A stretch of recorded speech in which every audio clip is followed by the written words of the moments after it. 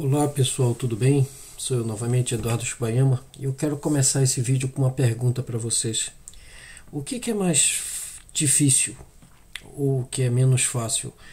Gerenciar uma empresa gigantesca, como por exemplo as lojas americanas, que tá aí, virou notícia agora, né, desses últimos dias, devido ao escândalo no balanço da empresa, que foi descoberto, agora passou de 40 bilhões e a empresa está pedindo recuperação judicial, né?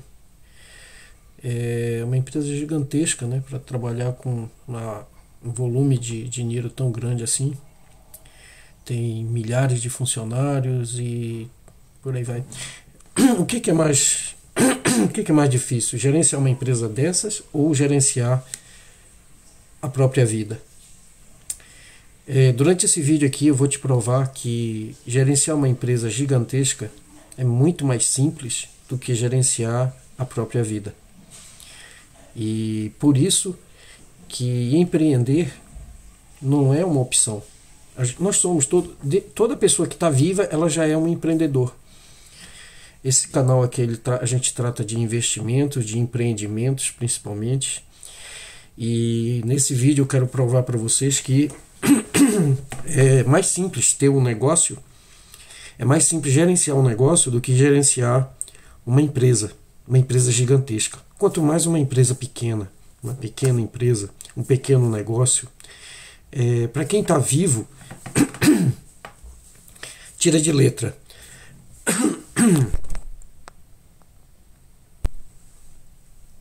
Desculpa, tô com um pouco de rouquidão.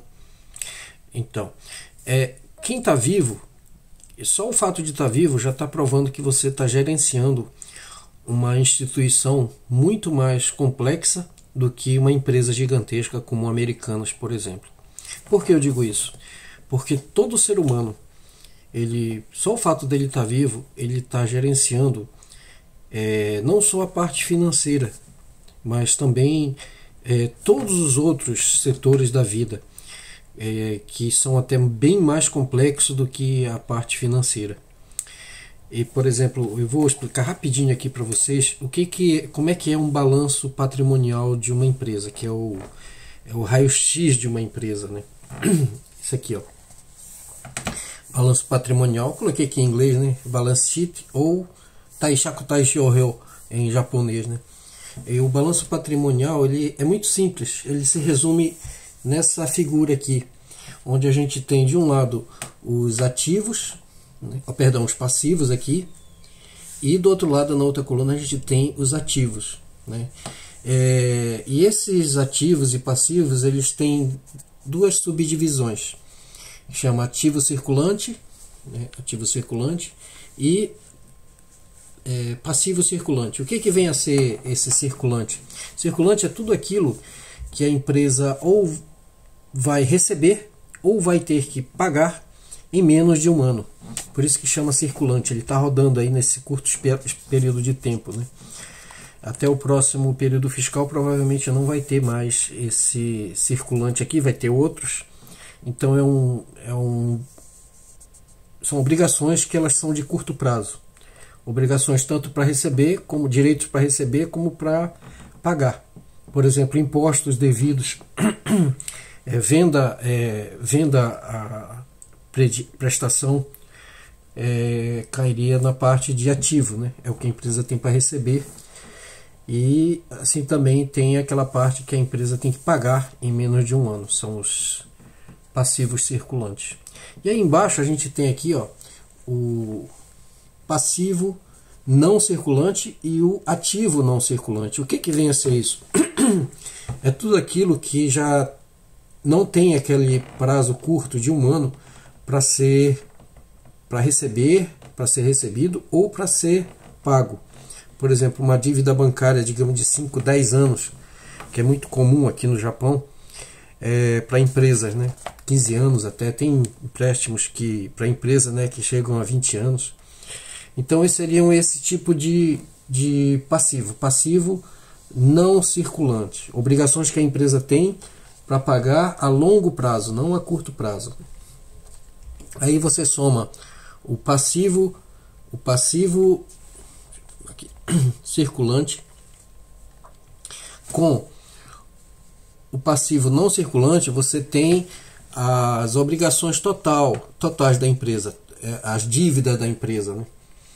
E da mesma forma você tem os ativos circulantes, que é tudo aquilo que a empresa tem para receber, e os ativos circulantes e tudo aquilo que a empresa tem de patrimônio, seja patrimônio de créditos para receber, patrimônio imobiliário, imóveis, tudo aquilo que a empresa tem que pode ser transformado em dinheiro, mas que não está, digamos assim, não está à venda, mas a qualquer momento, se for o caso, a empresa pode dispor para, se for o caso, pagar credores, fazer investimentos, etc. Nesse quadro aqui, pessoal, prestar bem atenção. Aqui é o que deve, aqui é o que tem para receber, os ativos, né? Tudo aquilo que é para receber é ativo, aquilo que tem para pagar é passivo. Então a diferença entre aquilo que você tem de positivo na empresa e aquilo que você tem de negativo, a gente chama de isso aqui, ó, é o patrimônio líquido. Isso aqui é o indicador mais importante dentro do balanço da empresa, porque indica a saúde da empresa financeira, saúde patrimonial da empresa. Quanto que essa empresa tem aqui, se for o caso, por exemplo, de ter que pagar todas as suas obrigações, as suas dívidas, as suas contas, quanto que ainda sobra. Então sobra isso aqui. O ideal é que isso aqui seja o maior possível, né? Para isso aqui ser o maior possível, os passivos têm que ir diminuindo, né? Ou da mesma forma que os ativos, né? Eles serem cada vez maiores. Aquilo que a empresa pode dispor para transformar em dinheiro, né? Então o ideal é isso aqui diminuindo, isso aqui ir crescendo, né? Os ativos ir crescendo e os passivos irem diminuindo, porque aí o patrimônio líquido ele vai aumentando, né? Dá para entender, né? Aí onde é que quero chegar? Porque isso aqui é o patrimônio, é o balanço patrimonial financeiro da empresa, certo? É muito simples de entender. Isso aqui dá para ensinar até numa escola primária, é muito simples, não tem mistério. Quem tem negócio, quem se propõe a ter, nem que seja uma banquinha de camelô, tem que entender disso aqui. Isso é muito fácil de aprender. E as empresas, as grandes empresas, como por exemplo Americanas, a gente está agora em janeiro de 2023, eles estão tendo um problema com isso aqui, né? Com isso aqui porque tem 20 bilhões, começou com 20 bilhões, agora está em 40, a gente nem sabe quanto que vai chegar mais isso. E é um dinheiro que estava lançado no campo errado aqui, nos passivos, né? Em vez de ser circulante, na verdade ele não era circulante, mas estava lançado como circulante, ele era não circulante, ou seja, era uma dívida de longo prazo da empresa. Quando a empresa tem um passivo circulante alto, não é tão grave quanto se ela tiver um passivo circulante, um passivo não circulante alto, né? Porque é dívida de longo prazo, quer dizer, muita coisa pode acontecer a longo prazo. Então, deveria estar aqui, né, essa parte da parte da dívida das Americanas. Mas assim como uma empresa grande, ela tem que ter o controle disso aqui perfeito, uma empresa pequena também. E uma pessoa também. Uma pessoa tem que ter essa visão daquilo que tem de patrimônio líquido, do que se tiver que se desfazer de tudo, quanto que daria para arrecadar, para pagar suas dívidas, e quanto que ficaria de troco, quanto que daria para pegar em mãos, né, em patrimônio líquido. Mas isso aqui a gente está tratando somente da parte financeira. Mas olha, pessoal, por que eu digo? É muito mais simples você gerenciar, administrar uma empresa gigantesca do que administrar a própria vida. E a gente relega muita coisa na vida, mas a gente só vai dar certo quando a gente souber fazer o balanço patrimonial nosso, não só financeiro, tá?